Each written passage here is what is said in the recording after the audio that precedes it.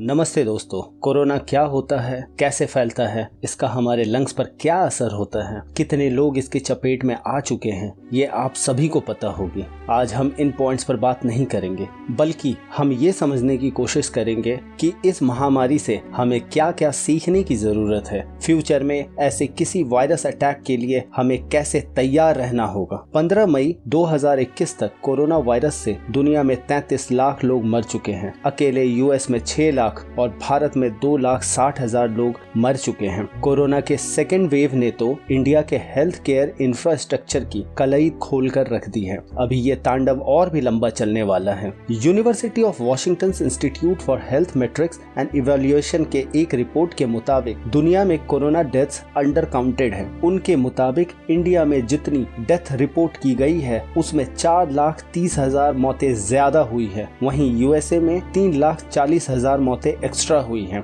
यदि आपको भी ये रिपोर्ट पढ़नी हो तो डिस्क्रिप्शन बॉक्स में लिंक है। अभी तो ये कोरोना की दूसरी लहर है, आगे न जाने कितनी लहरें और आएंगी। सेकेंड वेव में कोरोना वायरस से ब्लैक फंगस भी हो रहे हैं, जो कि बहुत ही जानलेवा है। इस बात से अब इनकार नहीं किया जा सकता कि कोरोना वायरस तो सिर्फ एक शुरुआत है। फ्यूचर में हम पर ऐसे डेंजरस वायरस का अटैक होता रहेगा। कोरोना के अलावा हम पर भविष्य में Ebola, Marburg virus disease, Lassa fever, MERS CoV, सास, Nipah virus, Zika virus, Rift Valley fever, monkey pox, न जाने कैसे कैसे जानलेवा वायरस का अटैक कभी भी हो सकता है। वायरस चाहे किसी जानवर या गंदगी से निकलकर इंसानों तक आए या कोई कंट्री लैब में बनाकर दुनिया में फैला दे, वायरस का सोर्स कुछ भी हो, उसका टारगेट हमारा शरीर और हमारे ऑर्गन्स होंगे। वायरस का एक ही काम होगा, किसी बॉडी में एंटर करना, वहां खुद को मल्टीप्लाई करके शरीर के अंदर किसी ऑर्गन को डिस्ट्रॉय कर देना। कोरोना के केस में वो हमारे लंग्स को डिस्ट्रॉय करता है।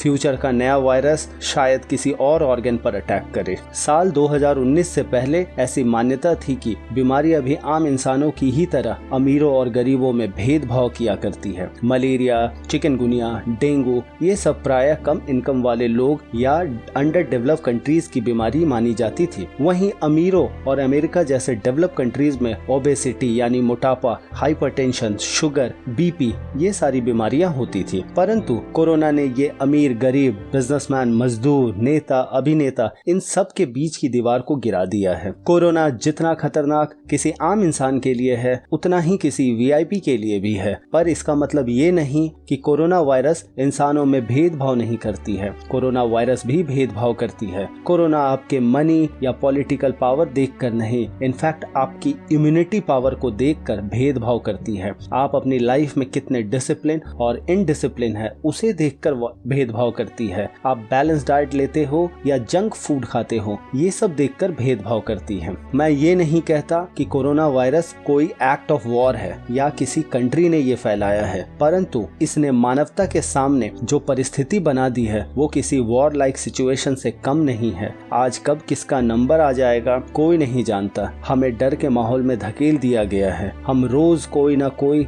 हंसता मुस्कुराता परिवार उजरते देख रहे हैं। ऐसे समय में हमारी खुद की भी कुछ तैयारियां होनी चाहिए। माझी द माउंटेन मैन फिल्म का एक फेमस डायलॉग है, भगवान के भरोसे मत बैठिए, क्या पता भगवान हमारे भरोसे बैठा हो। ये फिल्म साल 2015 में आई थी, परंतु आज की हमारी परिस्थिति पर सही बैठती है। वायरस को कंट्रोल करने के लिए दुनिया भर की सरकारें, health care institutions, WHO, hospitals, doctors सभी प्रयास में लगे हुए हैं, परंतु कोई भी वैक्सीन 100% गारंटी के साथ नहीं आती है। जिन्हें दवाइयाँ लानी है वो दवाइयाँ लाएंगे, जिन्हें वैक्सीन लानी है वो वैक्सीन लाएंगे, पर हमें भी अपने बॉडी, उसके रोग प्रतिरोधक क्षमता और इम्यूनिटी पावर पर काम करने की जरूरत होगी, ताकि जब तक कोई कारगर दवाई या वैक्सीन नहीं आ जाती है तब तक हमारा शरीर उस वायरस से लड़ सके। भविष्य में वायरस से बचने के लिए हमें किन बातों पर अपना ध्यान ले जाना होगा? सबसे पहले जहाँ गंदगी और भीड़ भाड़ हो वैसे प्लेस पर जाने से बचे। जहाँ गंदगी होगी वहाँ वायरस और पैथोजन होगा। जिन होटलों में गंदगी हो वहाँ खाना बंद कर दे। अपने आसपास यदि स्वच्छता न हो तो उसके खिलाफ क्वेश्चन करे। ब्लैक फंगस गंदगी से ही फैल रहा है। पहले भीड़ भाड़ वाले इलाकों में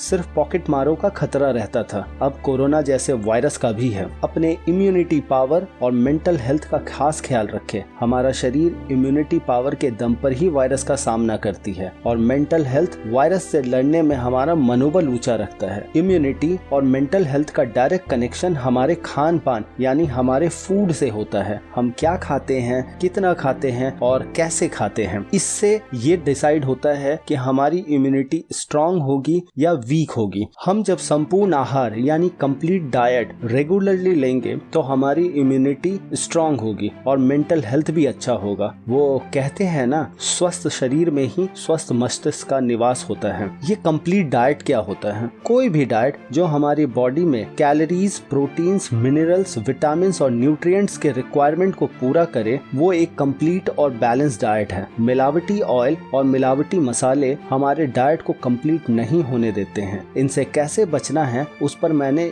ऑलरेडी वीडियोस बनाया है, कृपया एक बार देख ले। लाइफ हमारी जितनी भी मॉडर्न हो पर खाना हमारा हमेशा लोकल और ट्रेडिशनल ही होना चाहिए। लोकली अवेलेबल फूड्स में न्यूट्रिशन वैल्यू मेंटेन रहता है। जो फूड किसी अमेरिकन के लिए अच्छा होगा वो किसी इंडियन के लिए शायद ही अच्छा हो, क्योंकि हमारे मेटाबॉलिज्म और डाइजेस्टिव सिस्टम एक जैसे नहीं होते हैं। इसलिए अपने लोकल और ट्रेडिशनल फूड को पहचाने और वही खाया करें। लोकल फूड के और क्या क्या बेनिफिट्स हैं इस पर एक सेपरेट वीडियो लाऊंगा। हमें अपने जीवन में नेचुरल प्रोडक्ट्स को ज्यादा से ज्यादा स्थान देना चाहिए। बाजार से कुछ भी खरीदें उसका इंग्रेडिएंट जरूर चेक करें। Artificial colours, artificial essence, artificial sweetener, artificial flavours, preservatives यदि दिखे तो ऐसे प्रोडक्ट्स नहीं खरीदें। ये आर्टिफिशियल सब्सटेंसेस ही लॉन्ग रन में हमारी इम्यूनिटी को वीक बना देती है। हम जितना ज्यादा मदर नेचर के करीब रहेंगे, वायरस से हमें उतना ही कम नुकसान होगा। याद रखिएगा, एक्वेरियम के आर्टिफिशियल वातावरण में रहने वाली मछलियों में संक्रमण बहुत ही आसानी से फैलता है। वहीं समंदर में मदर नेचर के साथ रहने वाली मछलियों में किसी भी इन्फेक्शन या संक्रमण से लड़ने की क्षमता ज्यादा होती है। अपना ख्याल रखिएगा। धन्यवाद।